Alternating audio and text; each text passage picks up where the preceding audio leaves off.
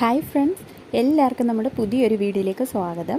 ഇന്ന് ഞാൻ വന്നിട്ടുള്ളത് ഒരു സിമ്പിൾ റെസിപ്പി ആയിട്ടാണ്. നമുക്കിപ്പോൾ ചൂട് സമയമൊക്കെ ഇല്ലേ, ഈ സമയം നമ്മുടെ എല്ലാവരുടെയും വീടുകളിൽ തണ്ണിമത്തം കാണാതിരിക്കില്ല അല്ലേ. ഇന്ന് നമുക്കതുകൊണ്ട് ഒരു വെറൈറ്റി ആയിട്ടുള്ളൊരു ജ്യൂസ് തയ്യാറാക്കാം. അതിനായിട്ട് ഞാനിവിടെ കുറച്ച് തണ്ണിമത്തം ഇതുപോലെ ഒന്ന് കട്ട് ചെയ്തെടുത്തിട്ടുണ്ട്. കുരുവോടുകൂടി തന്നെയാണ് കട്ട് ചെയ്തെടുത്തിട്ടുള്ളത്. ഇനി നമുക്കിതൊരു മിക്സിയുടെ ജാറിലേക്ക് ഇട്ട് കൊടുക്കാം.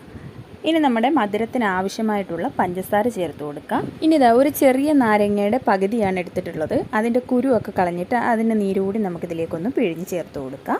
ഇനി നമുക്കിതിലേക്ക് ആവശ്യമായിട്ടുള്ളത് കുറച്ച് പുതിനയിലയാണ്, അതുകൂടി ചേർത്ത് കൊടുക്കാം.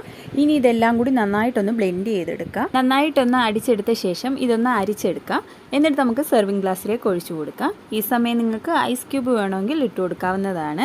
അപ്പോൾ ഇത്രയേ ഉള്ളൂ കേട്ടോ, നമ്മുടെ സിമ്പിളായിട്ടും ടേസ്റ്റി ആയിട്ടും തയ്യാറാക്കി എടുക്കാൻ പറ്റുന്ന തണ്ണിമത്തം കൊണ്ടുള്ള ജ്യൂസ് റെഡിയാണ്. ഇന്നത്തെ വീഡിയോ ഇഷ്ടമായിട്ടുണ്ടെങ്കിൽ ലൈക്ക് ചെയ്യാനും നമ്മുടെ ചാനലൊന്ന് സബ്സ്ക്രൈബ് ചെയ്തൊന്ന് സപ്പോർട്ട് കൂടി ചെയ്യാൻ മറക്കല്ലേ. നല്ലൊരു റെസിപ്പിയുമായി നമുക്ക് വീണ്ടും കാണാം. താങ്ക്